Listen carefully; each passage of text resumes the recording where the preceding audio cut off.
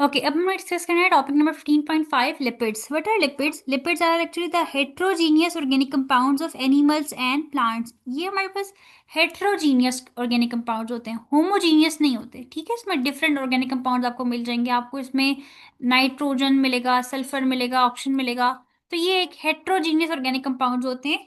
ये हमारे पास इनसॉल्युबल होते हैं वाटर में सॉल्युबलाइज नहीं हो सकते।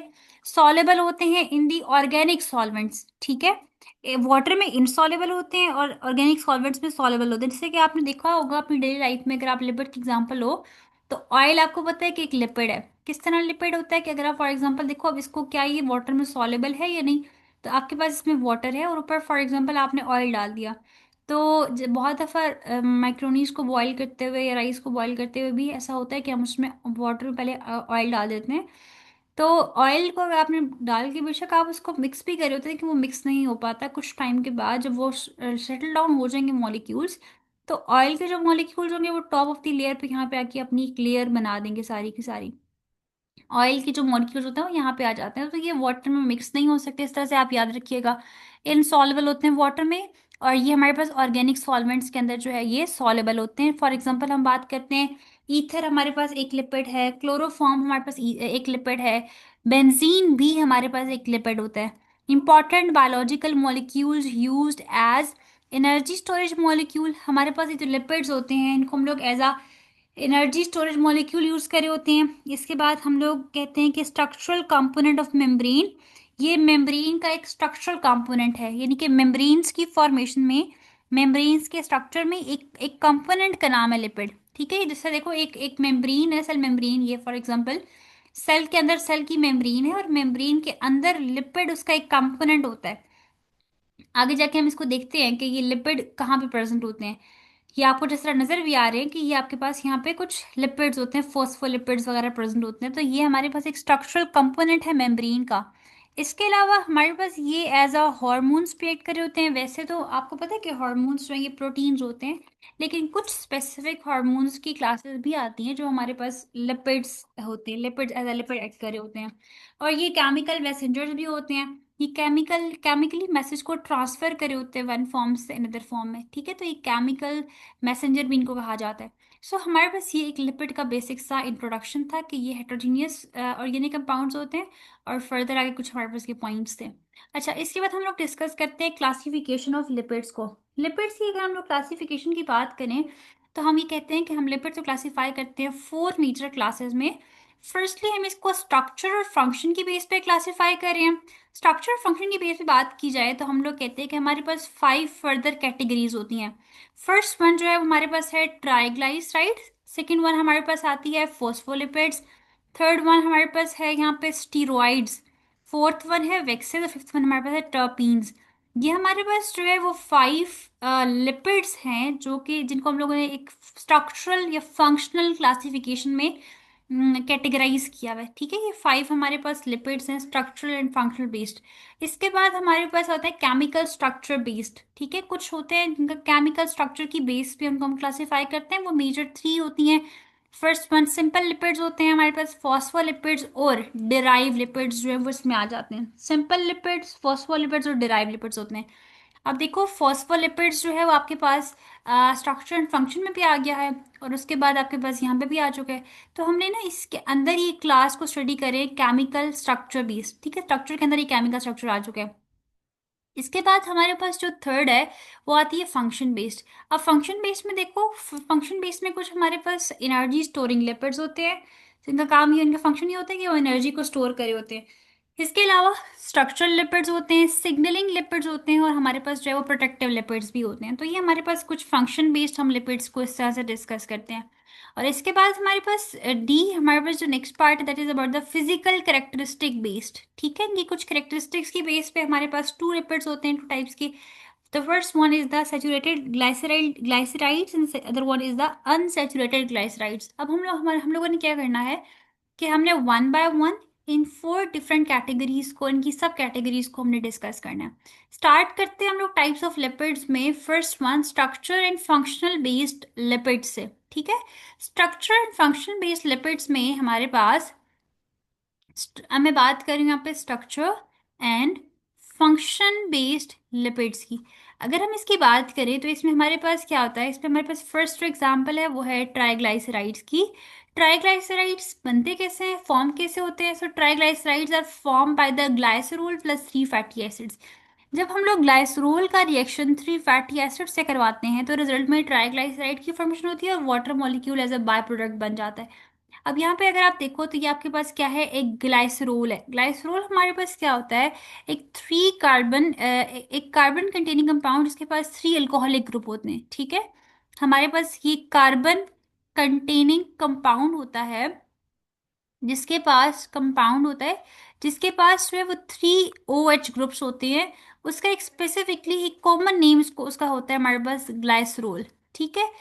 अच्छा, अब इसमें अगर आप देखो कि यहाँ पे एक और चीज़ बहुत इंपॉर्टेंट है जो बोर्ड एग्जाम में जिसको टारगेट पे किया जाता है, वो ये होता है कि जब हम लोगों ने ग्लाइसरोल, अब ये ग्लाइसरोल का कंप्लीट एक स्ट्रक्चर है जिसमें आपको ये शो हो रहा है कि थ्री कार्बन्स हैं। इन सब कार्बन्स के साथ जो है वो राइट साइड्स पे, अब अच्छा इसकी आप साइड चेंज नहीं कर सकते, पोजिशन को आप चेंज नहीं कर सकते, राइट साइड्स पे जो है ना वो O H group alcoholic group present है। जब हम लोगों ने इस ग्लाइसरोल का रिएक्शन करवाया थ्री फैटी एसिड्स के साथ, अच्छा फैटी एसिड का स्ट्रक्चर सिर्फ ये होता है, लाइक ये हमारे पास वन फैटी एसिड है जिसमें हम ये देखते हैं कि सेंटर में हमारे पास कार्बोनिल ग्रुप होता है, और साइड पे हमारे पास एक अल्काइल ग्रुप है, और यहाँ पे ओ एच मीन्स का ये आपके पास एक कंप्लीट कार्बोक्सिलिक ग्रुप हो जाएगा और साथ एक अल्काइल ग्रुप प्रेजेंट होता है। ये आपके पास कार्बोक्सिलिक ग्रुप होता है, कार्बोक्सिलिक ग्रुप हो जाएगा और साथ आपके पास एक अटैच है यहाँ पे R1 यानी कि एक अल्काइल ग्रुप प्रेजेंट है यहाँ पे। इसको हम कहते होते हैं फैटी एसिड। हमारे पास थ्री डिफरेंट फैटी एसिड्स है, ये फैटी एसिड वन, ये टू और ये थ्री। जब हम तीनों का रिएक्शन, तीनों थ्री फैटी एसिड्स ले लेंगे और उसका रिएक्शन हम ग्लाइसरोल से करवाएंगे। अब आपने जो चीज़ याद रखनी है वो यहाँ पर रेड से भी इसको स्पेसिफिकली इन्होंने मार्क किया हुआ ताकि आपको एक डिफरेंस पता चल सके कि हम लोग जब ये रिएक्शन करवाते हैं और यहाँ पे हमारे पास वाटर मॉलिक्यूल की फॉर्मेशन भी होती है, तो इसमें ग्लाइसरोल अपना हाइड्रोजन रिमूव कर रहा है और फैटी एसिड्स अपना OH रिमूव करें। इस बात को आपने कभी नहीं भूलना कि फैटी ग्लाइसरोल ने अपना हाइड्रोजन दिया था और फैटी एसिड्स ने अपना OH रिमूव किया, तो यहाँ से हमारे पास वाटर की फॉर्मेशन हो जाएगी। इसी तरह से ही ग्लाइसरोल का फर्स्ट कार्बन अपना H देगा और फैटी एसिड का फर्स्ट कार्बन अपना OH दे देगा। सेकंड भी यही करे और थर्ड भी यही करे। इस तरह हमारे पास three water molecules as a by product की फॉर्मेशन हो चुकी है। इसके बाद हम आ जाते हैं ट्राइग्लाइसराइड्स पे। अब ट्राइग्लाइसराइड में हमारे पास क्या हो रहा है, डेफिनेटली यहाँ से जब ये रिमूव हो जाएंगे इनके दरमियान एक बॉन्ड बन जाएगा। बॉन्ड कैसे बन रहा है, यहाँ से ऑक्सीजन और यहाँ से कार्बन के मिड में एक बॉन्ड बन गया। देखो इस ऑक्सीजन और कार्बन के मिड में यहाँ पे एक बॉन्ड बना, ठीक है। तो इस तरह से हमारे पास ये, अच्छा अब ये थ्री के थ्री ज्वाइन है एक दूसरे के साथ, ठीक है। और इस तरह हमारे पास जो है वो ट्राइग्लाइसराइड्स की फॉर्मेशन हो चुकी है। थ्री ग्लाइसराइड्स बन चुके हैं हमारे पास और इसके साथ साथ हमारे पास water molecule as a by product इसकी फॉर्मेशन हो गया। अब हम बात करते हैं form by the glycerol plus three fatty acids. Fatty acid contain a long hydrocarbon chain. देखो फैटी एसिड के पास ये जो आर ग्रुप है, ये आर ग्रुप में क्या हो सकता है, आपके पास एक लॉन्ग हाइड्रोकार्बन चेन होगी यहाँ पे कोई ना कोई। और वो चेन कितनी लॉन्ग होगी, वो आपके पास 12 से लेकर 22 कार्बन एटम्स तक हो सकती है। और इसके पास एक कार्बोक्सिलिक ग्रुप यानी कि COOH ग्रुप भी प्रेजेंट होगा। फैटी एसिड्स के पास ये देखो इनके पास इनके पास कार्बोक्सिलिक ग्रुप प्रेजेंट है। और इसके अलावा इसके पास एक आर ग्रुप है और आर ग्रुप जो है वो, उसमें एक लॉन्ग हाइड्रोकार्बन की चेन होगी। अगर हम बात करें examples of the fatty acid के, हम लोग कौन सा फैटी एसिड यूज करें, तो हमारे पास जो है वो पाल्मिक पाल्मिटिक एसिड है हमारे पास है। इसके अलावा हम बात करते हैं कि हमारे पास जो है वो ऑलिक एसिड है और उसके बाद लिनोलिक एसिड की हम लोग को हम डिस्कस करें यहाँ पे, ठीक है। तो हमारे पास ये थ्री एग्जांपल्स है फैटी एसिड।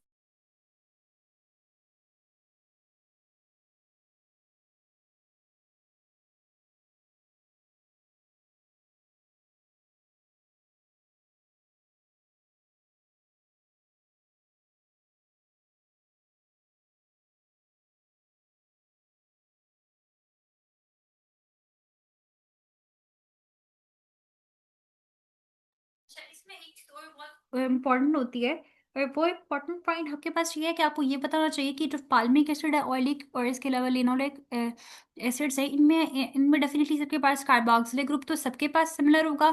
और डिफरेंस सिर्फ इनमें क्या आते हैं, इनके लॉन्ग हाइड्रोकार्बन चेन में। तो सिर्फ इतना याद रख लेना कि जो पाल्मिटिक एसिड होता है इसका फार्मूला होता है, हमारे पास फार्मूला को बाद में देखते हैं, वैसे याद रखो कार्बन इसके पास होते हैं 16, लाइक ये 16 कार्बन की चेन होती है। ठीक है। इसी तरह से हमारे पास ये जो ऑयलिक एसिड होता है ये हमारे पास 18 कार्बन की चेन को कहते होते हैं ऑयलिक एसिड। अगर कभी आप स्ट्रक्चर बनाना पड़े तो आपको बनाना बनाना आना चाहिए।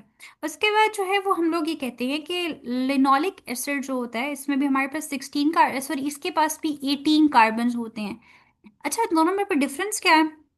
डिफरेंस ये होता है, डिफरेंस वाला पॉइंट मैं यहाँ पे लिख रही हूँ कि इसके पास ओनली वन डबल बॉन्ड होगा, पूरी की पूरी रिंग में सिर्फ और सिर्फ वन डबल बॉन्ड होगा ऑयलिक में। और ये जो लिनोलिक है इसके पास जो है वो टू डबल बॉन्ड्स होते हैं। ठीक है, इसके पास क्या होते हैं, इसके पास टू डबल बॉन्ड प्रेजेंट होते हैं। देखो हमारे पास क्या है, कंप्लीट एक लॉन्ग हाइड्रोकार्बन चाहिए ना, उसमें हमारे पास यहाँ पे 18 कार्बन आ जाएंगे, दोनों के पास 18 कार्बन हैं। और दोनों के पास जो 18 कार्बन की होल चेन में, ऑयलिक के अंदर क्या होता है कि इसके पास पूरी चेन में सिर्फ वन पोजीशन के ऊपर डबल बॉन्ड होता है, और लिनोलिक में क्या होता है कि टू डिफरेंट पोजीशंस के ऊपर डबल बॉन्ड होता है। अब आपको यहाँ पे पोजीशन नहीं बताएगी, लेकिन वैसे आपको ये पता होना चाहिए कि आपके पास जो है वो यहाँ पे टू डबल बॉन्ड होता है और यहाँ पे वन डबल बॉन्ड होता है। इसके अलावा इसका स्ट्रक्चर बताऊंगी आपको, स्ट्रक्चर याद रख लेना कि लिनोलिक का स्ट्रक्चर जो होता है, स्ट्रक्चरल फार्मूला जो होता है वो हमारे पास होता है C18, दोनों के पास कार्बन तो 18 हो जाते हैं ना। और इसके बाद यहाँ पे होता है हमारे पास 32।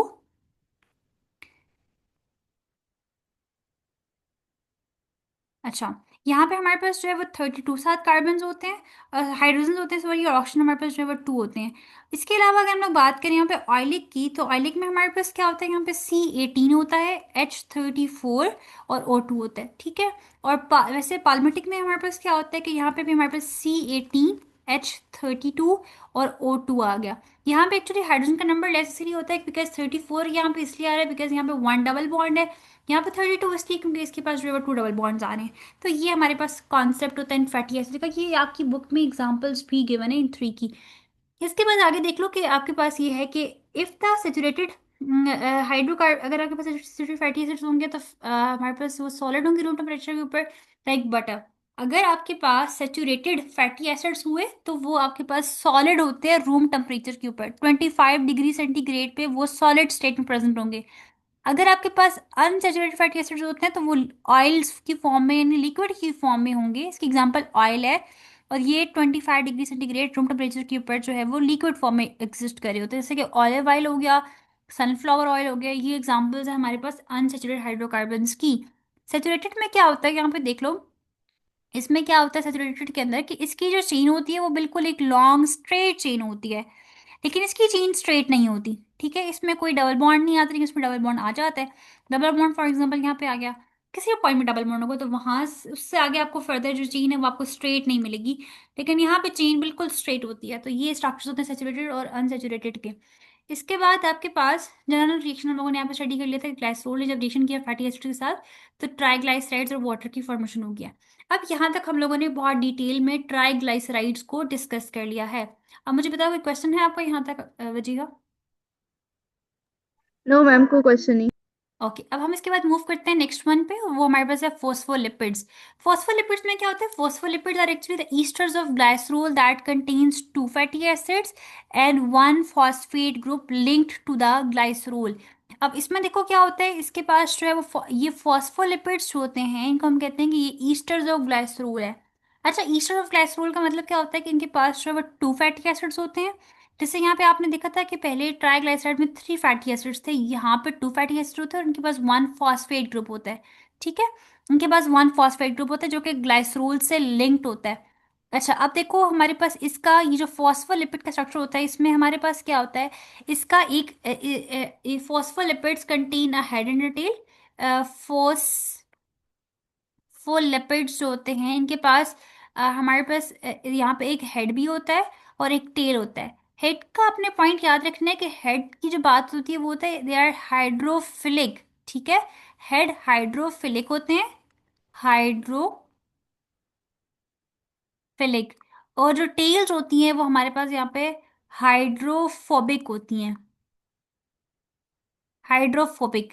अच्छा, अब हाइड्रोफिलिक पार्ट है, मीन्स ये वाटर लविंग पार्ट होता है। उसके बाद हम ये कहते हैं कि इसके पास क्या क्या होगा। इसके पास फर्दर हमारे पास एक फॉस्फेट ग्रुप होता है, ठीक है। और वो फॉस्फेट ग्रुप जो है वो लिंक्ड होता है ग्लाइसरोल से। यहाँ पे स्ट्रक्चर में आपको नजर भी आ रहा होगा कि ये जो है ये वाला पार्ट ये फॉस्फेट ग्रुप है। और ये फॉस्फेट ग्रुप जो है ये लिंक्ड हुआ है ग्लाइसरोल के साथ। यहाँ से आगे फर्दर यहाँ तक फॉस्फेट आ जाएगा, और यहाँ से आगे फर्दर जो है ये ग्लाइसरोल से लिंक्ड हुआ है, ये पूरा का पूरा ग्लाइसरोल होगा यहाँ पे, ठीक है। तो हेड के पास फॉस्फेट ग्रुप और ग्लाइसरोल हो जाता है। और उसके बाद हमारे पास जो टेल होती है विच इज़ हाइड्रोफोबिक, ये हमारे पास वाटर हीटिंग होती है। और इसके पास क्या होगा, इसके पास टू फैटी एसिड्स होते हैं, ठीक है। फैटी एसिड हम जो भी यूज करें ये इंपॉर्टेंट नहीं है, इंपॉर्टेंट पॉइंट जो आपने मेमोराइज करना वो ये है कि इसके पास ये मस्ट है कि एक आपके पास सेचुरेटेड फैटी एसिड होगा और एक जो है वो अनसेचुरेटेड फैटी एसिड होगा। लाइक दोनों सेचुरेटेड दोनों अनसेचुरेटेड नहीं हो सकते, एक सेचुरेटेड होगा और एक हमारे पास अनसेचुरेटेड होगा। इसीलिए आपको एक टेल बिल्कुल इस तरह से मिलती होती है स्ट्रेट, और एक आपको थोड़ी सी उसको यहाँ पे आके टिल्ट हो जाती है, ठीक है। क्योंकि यहाँ पे इस पॉइंट पे डबल बॉन्ड प्रेजेंट होगा ना, इसलिए ये टिल्ट होगी यहाँ से। तो ये स्ट्रक्चर होता है फॉस्फोलिपिड्स का। इसके पास टू फैटी एसिड होते हैं, वन फॉस्फेट ग्रुप होता है जो कि कोलेस्ट्रॉल से लिंक होता है। इसके की फीचर्स में क्या होता है कि इसके पास एक हेड और एक टेल है। हेड जो है वो वाटर लविंग होता है, हाइड्रोफिलिक होता है, जबकि टेल जो है वो हाइड्रोफोबिक होती है, वो वाटर रिपेलिंग होती है, वाटर हीटिंग होती है। इसके पास टू हाइड्रोफोबिक टेल्स होती हैं, टेल्स टू होती हैं। हेड वन होता है और हेड जो है जस्ट वन होगा, और टेल जो है वो टू होती हैं। और वो हमारे पास फैटी एसिड उनके पास होता है, एक सेचुरेटेड होगा दूसरा अनसेचुरेटेड होगा। और हेड के पास फॉस्फेट ग्रुप प्रेजेंट होता है और ग्लाइसरोल से वो लिंक्ड होता है। इसके बाद this dual nature make them amphi फैटिक molecules, ठीक है। ये जो इसकी ड्यूल नेचर है, ड्यूल नेचर के सेंस में हम लोग बात कर रहे होते हैं कि इसकी एक पार्ट इसका वाटर लविंग होता है, एक पार्ट वाटर हीटिंग होता है। तो ये इसको एम्फीफैटिक मॉलिक्यूल बना देता है। अच्छा, इसके बाद इसकी अगर हम बात करें इसकी इंपॉर्टेंस और फंक्शन की, तो हम ये कहते हैं कि ये एक मेन कंपोनेंट है सेल मेम्ब्रेन का। जैसे आपने देखा देखा भी था यहाँ पे पीछे स्ट्रक्चर में कि हाँ, ये सेल की मेम्ब्रेन्स के मिड में, ठीक है, ये by layers in two layers के मिड में प्रेजेंट होते हैं फॉस्फोलिपिड। उसके बाद हम कहते हैं कि नेक्स्ट पॉइंट क्या है, forming the phospholipid by layers बना देते हैं, they help maintain the fluidity and structure of membrane, ठीक है। ये एक तो इनका काम ही होता है कि स्ट्रक्चर को मेंटेन करना, दूसरा काम होता है फ्लूइडिटी, ठीक है। यहाँ पे मिड में प्रेजेंट होते हैं, यहाँ से मॉलिक्यूल्स को इन करना, यहाँ से उसको एक्सक्रीट आउट करना, तो यहाँ से एग्जिट का काम, इंटरिंग का काम इनका होता है, यहाँ पे फंक्शन परफॉर्म करे होते हैं। They allow selective transport, like her molecules को इंटर और एग्जिट की परमिशन नहीं देते, बल्कि हमारे पास कुछ मॉलिक्यूल्स जो हैं वो इंटर हो सकते हैं और कुछ नहीं हो सकते। एग्जाम्पल्स में हमारे पास क्या है, लेस्टिथिन हो गया हमारे पास, इसके अलावा सिफेलिन हो गया which is a common biological phospholipids. तो ये कुछ इसकी एग्जाम्पल्स हैं। अच्छा, यहाँ तक हम लोगों ने इसको देख लिया।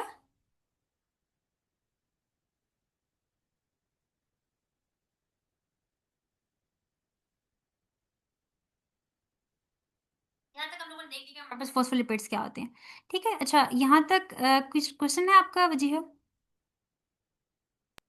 No ma'am. ठीक है। एम्पीफैटिक में हमारे पास बस यही होता है, यहाँ पे एक टर्म आई थी इसमें, इसका कॉन्सेप्ट यही होता है कि इसके पास बोथ टाइप की नेचर्स होती हैं, इसकी हाइड्रोफोबिक भी होती है और हाइड्रोफिलिक भी होती है। सेम टाइप के मॉलिक्यूल में जब दोनों उसकी कैरेक्टरिस्टिक आ रही है उसको हम कहते हैं एम्फीफैटिक। एम्फी टर्म जो है इसका मीनिंग होता है हमारे पास बोथ, और फैटिक हमारे पास होता है फीलिंग, इसकी बोथ लाइक फीलिंग्स होती हैं, ठीक है। इसके पास ये डुअल नेचर होती है, इसीलिए इसको हम कहते हैं एम्फीफैटिक। यहाँ तक हो गया फॉस्फोलिपिड्स। नेक्स्ट वन हमारे पास आते थे स्टीरॉइड्स। अब ये स्टीरॉइड्स क्या होते हैं? Steroids are the complex lipids made from a characteristic structure containing four fused carbon atoms, three six membered and one five membered. अच्छा, इसमें क्या होता है, ये कॉम्प्लेक्स लिपिड होता है, इसका स्ट्रक्चर बहुत कॉम्प्लेक्स होता है। और इसका एक कैरेक्टरिस्टिक स्ट्रक्चर होगा जिसमें हमारे पास फोर फ्यूज्ड कार्बन रिंग्स होती हैं, ठीक है। इसमें फोर फ्यूज्ड कार्बन रिंग्स आपको शो हो रही होंगी, और जिसमें से हमारे पास जो है वो थ्री हम कहते हैं कि सिक्स मेंबर्ड होती हैं, और वन जो है वो हमारे पास फाइव मेंबर्ड होती है, ठीक है। थ्री सिक्स मेंबर्ड होती हैं और उसके बाद वन फाइव मेंबर्ड रिंग होती है। इसके अलावा they do not contain fatty acid, के पास कोई फैटी एसिड नहीं होता। They are hydrophobic due to their ring systems, ये हाइड्रोफोबिक होते हैं, वाटर हिटिंग होते हैं, और इनके पास कोई फैटी एसिड्स नहीं होते। डिराइव फ्रॉम द कोलेस्ट्रोल, अच्छा ये कोलेस्ट्रोल से डिराइव हुए होते हैं which act as the parent molecule. यहाँ पे आपको मैंने स्ट्रक्चर भी शो करवाती हूँ, स्टीरॉइड का स्केलेटन स्ट्रक्चर क्या होता है, कोलेस्ट्रॉल का कैसा होता है। इंपॉर्टेंस की बात की जाए तो कोलेस्ट्रॉल हमारे पास एक इसेंशियल स्टीरॉइड है। लाइक स्टीरॉइड की एक एग्जाम्पल है हमारे पास, स्टीरॉइड की एग्जाम्पल है जिसको हम कहते होते हैं कोलेस्ट्रॉल। ठीक है। अच्छा, इसके बाद हमारे पास क्या है, ये एक एसेंशियल स्टीरॉइड होता है जो कि सेल मेम्ब्रेन में प्रेजेंट होता है। Steroids form many important biological molecules, for example hormones हो गया, बाइल सॉल्ट्स हो गए जो कि फैट की डाइजेशन करे होते हैं, और उसके बाद विटामिन डी वगैरह हो गया। ये सब के सब कहाँ पे होते हैं, ये सब के सब जो है ये प्रेजेंट होते हैं लाइक स्टीरॉइड्स के अंदर। इनका बॉडी में क्या रोल होता है, ये मेम्ब्रेन्स की स्टेबिलिटी को मेंटेन रखते हैं। और मेटाबॉलिज्म हो गया, बॉडी में सॉल्ट बैलेंस हो गया, स्ट्रेस रिस्पॉन्स, रिप्रोडक्शन प्रोसेसेस को, इन तमाम को जो है ये कंट्रोल करा होता है। तो ये हमारे पास होते हैं स्टेरॉइड्स। अच्छा, अब स्टेरॉइड के अगर हम स्ट्रक्चर की बात करें तो इसमें हमारे पास टोटल आपको ये 4 रिंग्स शो हो रही हैं, जिसमें से हम लोगों ने बात की है कि हमारे पास जो है वो 3 रिंग 6 मेंबर्ड है और 1 रिंग 5 मेंबर्ड आपको शो होगी। देखो ये 3 रिंग्स जो है ये 6 मेंबर्ड है, और 1 रिंग 5 मेंबर्ड आपको शो हो रही है, ये 3 जो है वो 6 मेंबर्ड है। अच्छा, इसके बाद अगर इसकी दफ़ा आप यहाँ पे नंबरिंग भी हुई है, नंबरिंग भी दफ़ा देख लो, नंबरिंग कैसे करनी होती है हम लोगों ने। यहाँ पे यहाँ स्टार्ट करते हैं हम लोग, 1 ये होता है, 1 2 3 4 5 6 7 8 9 और 10 यहाँ पे आते हैं। फिर उसके बाद ये 10 है, उसके बाद यहाँ पे आके 11 होगा, ये 11 पॉइंट है आपके पास। इसके बाद ये वाला 11 है, यहाँ पे जब 11 यहाँ पे तो 11 12 13, फिर ये वाला 14 होता है, 15 16 17, टोटल 17 इसमें कार्बन होते हैं। स्टीरॉइड के स्केलेटन में आपसे कोई पूछ ले तो आपने कहना है कि इसमें टोटल 17 कार्बन होते हैं। 3 रिंग्स जो है वो 6 मेंबर्ड है, 1 रिंग जो है 5 मेंबर्ड होती है। इसी के अंदर फर्दर हमारे पास एग्जांपल है कोलेस्ट्रॉल की। कोलेस्ट्रॉल की अगर हम लोग बात करें तो इसमें हमारे पास, इसमें भी हमारे पास क्या होता है कि 4 टोटल रिंग्स होती है, जिसमें से 3 रिंग्स जो है वो 6 मेंबर्ड है, 1 रिंग जो है 5 मेंबर्ड होती है। और उसके बाद आपने याद रखना है कि आपके पास ये जो कार्बन नंबर 3 है, ये आपने इंपॉर्टेंट पॉइंट जो याद रखने वाले हैं वो मैं आपको यहाँ पे नोट करवा देती हूँ कि आपके पास जो है वो, हाँ, अब इसको देखो कि आपके पास ये जो कार्बन नंबर 3 होता है, कार्बन नंबर 3 पे एक हाइड्रोक्सिल ग्रुप प्रेजेंट है। कार्बन नंबर 3 पे जो है वो हाइड्रोक्सिल ग्रुप है, ये पॉइंट्स पूछे जाते हैं एग्जाम्स में। इसके बाद आपके पास ये जो कार्बन नंबर 10 होता है, यहाँ पे क्या प्रेजेंट है, एक मिथाइल ग्रुप प्रेजेंट है। इसके अलावा हमारे पास जो है यहाँ पे कार्बन नंबर, ये हमारे पास 13 होता है, 13 पे भी एक मिथाइल ग्रुप प्रेजेंट है। कार्बन नंबर 13 पे भी हमारे पास एक मिथाइल ग्रुप प्रेजेंट है। और इसके अलावा जो कार्बन नंबर 17 होता है, ये 17th वन है ना, लाइक 13 14 15 16 और ये 17 होता है।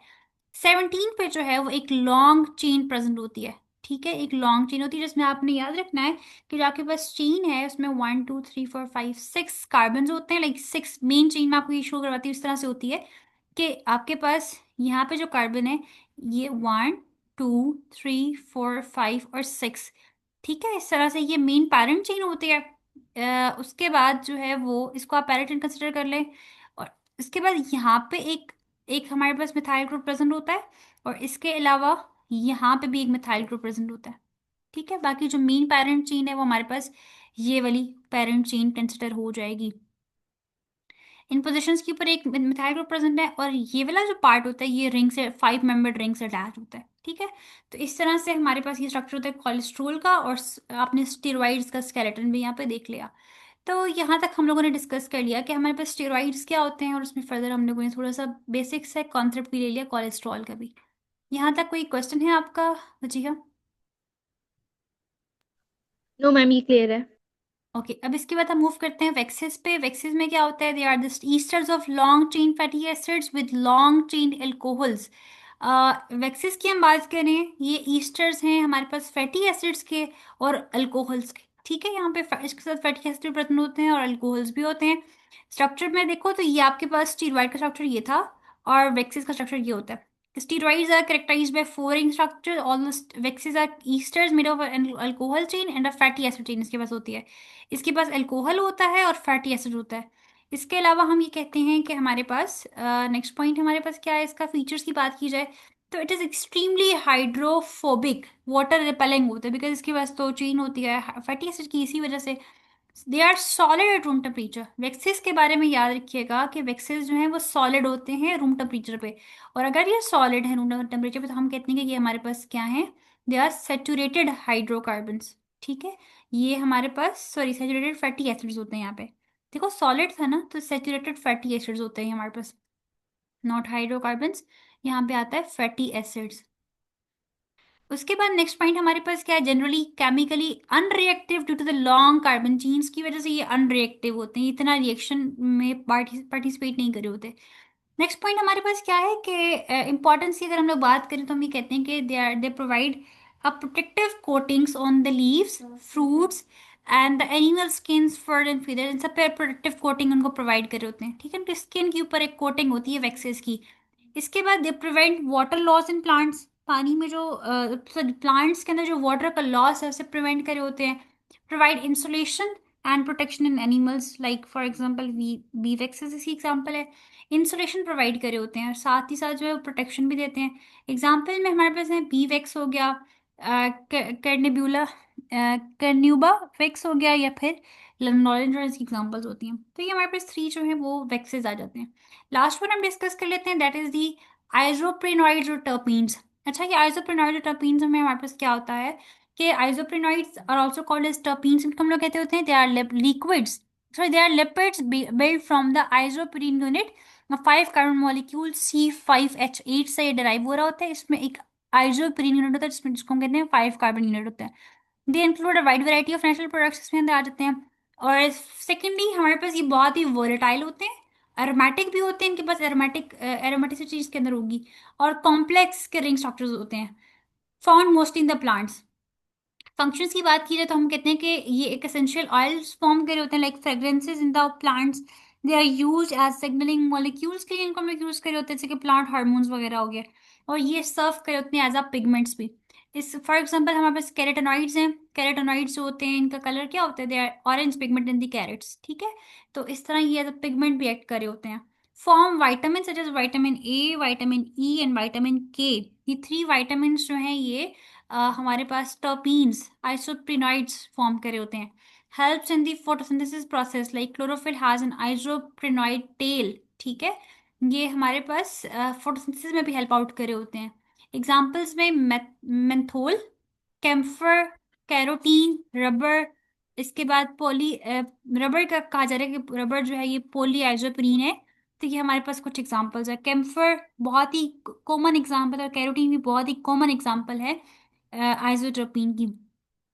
तो ये हमारे पास कुछ कॉन्सेप्ट है हमारे पास आइसोप्रेनॉइड्स यानी कि टर्पीन्स का। ठीक है, यहाँ पे आगे देखो इस डायग्राम में क्या बताया जा रहा है। Isoprenoids are a family of natural products who structures are composed of 5 carbon isoprene units.